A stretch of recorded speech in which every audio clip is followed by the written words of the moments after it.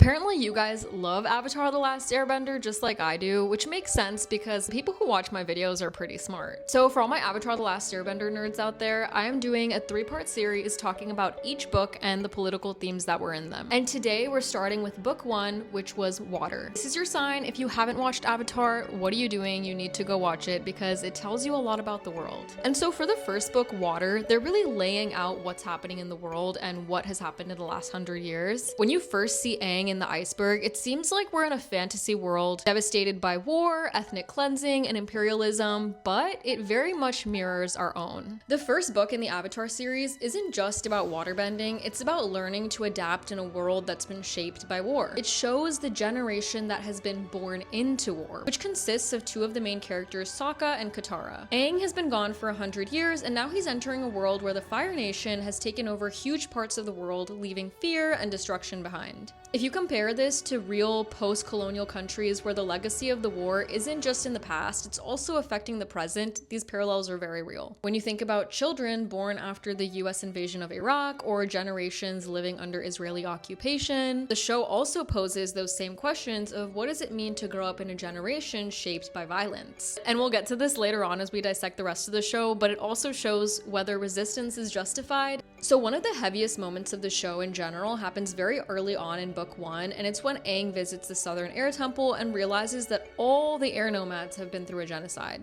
That episode does such a good job of showing ethnic cleansing and what it's like to realize that a whole culture has been wiped out. And then the last point that I really want to touch on in book 1, which I think is just like one of the main elements of the story, is the character Zuko. Writers introduce him as a villain and you learn to hate him, but throughout the show you realize his backstory and it humanizes why he is the way he is. And it also shows that every single person has a choice, even those who grow up being fed propaganda.